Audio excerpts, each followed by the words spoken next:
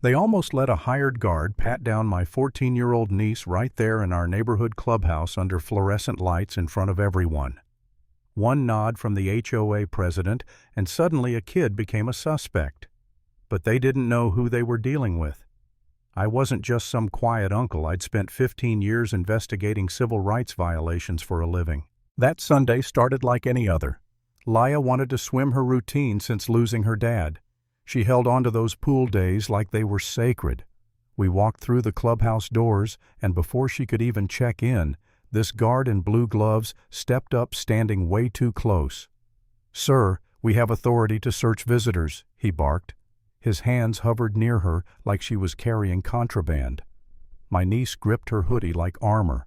She wasn't crying yet, but I could see the panic. Behind the glass wall, HOA President Marjorie Kent didn't even flinch. She stood there like some queen on a throne watching it unfold. I lifted my phone, hit record, and said, "You're about to violate a minor's constitutional rights. You sure you want that on camera?" That got her attention. I told them, "She's 14. She lives with me, you know that." Marjorie smirked and called it a safety check. She even claimed my niece triggered some proximity alert. That's when I snapped.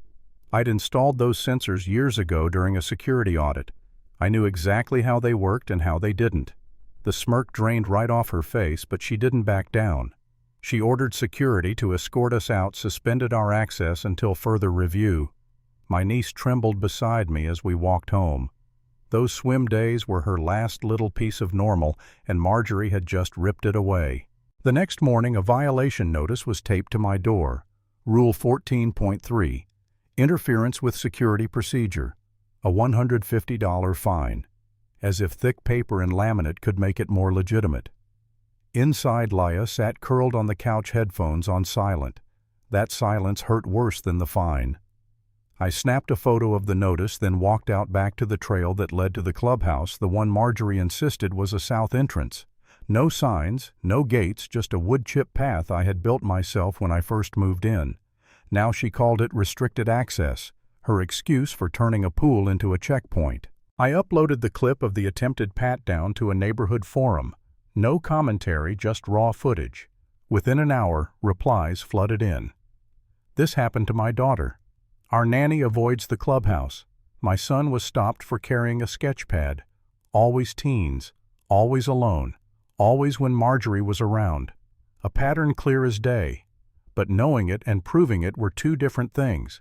I dug through the HOA's own website, bylaws, violation logs, board updates. Buried between the lines, a timeline emerged.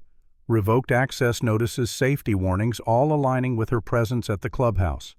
Every target younger, mostly female. Not once a board member's kid. I'd seen this tactic before, take a vague rule, weaponize it, call it policy. Still, part of me wanted to stop.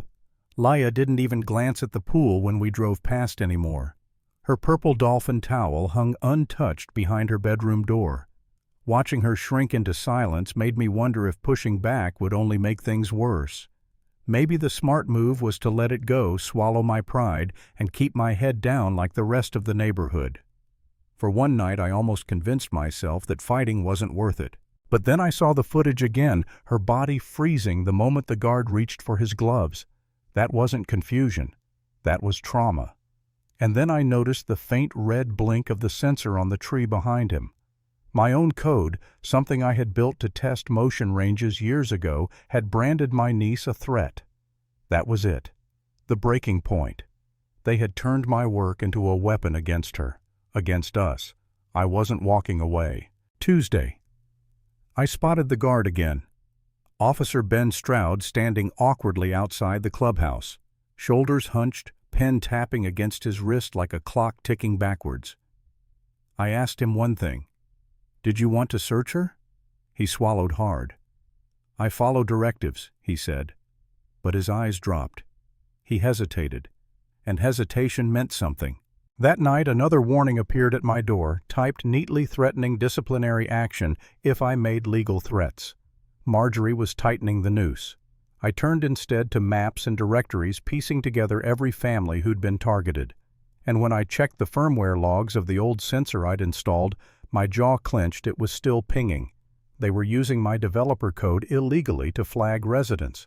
Not just invasive, illegal. By Friday, I had everything: violation notices, footage, sensor logs. Enough to expose her, maybe even bury her legally. But I needed one more thing. A voice from inside. That night a knock came at my door. Ben. He handed me an envelope heavy with printouts. "I don't want this on me anymore," he muttered. Inside were unedited reports, Marjorie's initials, even his personal body cam footage. Clear as daylight, it showed her nodding, giving the silent order to pat down my niece. And then Ben's voice. "On second thought, we'll hold off. Proof. Proof of her command and his refusal." With that, I built the case like I'd done 100 times before. Side-by-side clips: the guard reaching for Leia, the body cam showing Marjorie's nod, the sensor log blinking red.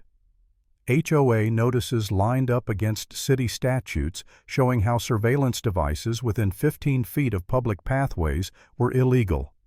I stitched it all together into a 6-minute presentation and sent it to Jess Ellery, a local reporter known for hammering corrupt HOAs. 5 minutes later she replied, "This is clean. If you're ready to go on record, I want the exclusive." By Friday night, the air in Willow Heights felt electric. People whispered on porches, lights flickered at the clubhouse but stayed off. When the segment aired, it hit like a storm. Split-screen footage, logs, parent testimonies. My blurred face saying, it wasn't about safety, it was about control. The body cam sealed it, Marjorie giving the nod, the guard hesitating. Jess ended with, "As of tonight, the HOA has not responded to requests for comment," and that silence roared louder than any denial. The community forum exploded. Parents admitted their kids had been stopped, written up, shamed. HOA email servers crashed under complaints, and by the next day, an emergency meeting was called. The clubhouse had never been so full. Rows of folding chairs, neighbors pressed against the walls, phones recording everything.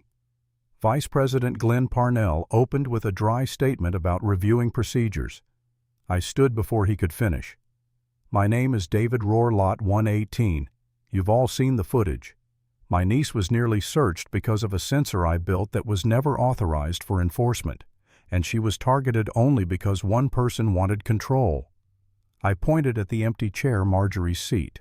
Voices rose behind me. A mother said her daughter was searched for carrying a soccer bag. A father shouted his son was written up for not showing ID when visiting his grandma. The room swelled with testimony until, like clockwork, Marjorie entered, calm, polished pearls in her ears, as if nothing had changed. She sat down, folded her hands. Then the projector lit up. Glenn had plugged in the flash drive. Footage rolled. The guard's gloves, my niece's frozen face, Marjorie's nod, and Ben's voice refusing the order. The silence that followed was suffocating. Then someone shouted, "Remove her." Another vote. Now hands shot up, voices stacked on each other until Glenn had no choice. By majority resident vote and board concurrence, he announced, "Your presidency is revoked, effective immediately." Marjorie opened her mouth, then closed it. She rose, gathered her bag, and walked out without a word. The door shut behind her, and for the first time in months the clubhouse lights stayed dark. No guards, no checkpoints, just quiet. That's where the story ends, not with a celebration, not with applause, just with the silence of a tyrant stripped of power. And if there's a lesson, it's this: power only lasts as long as people stay silent.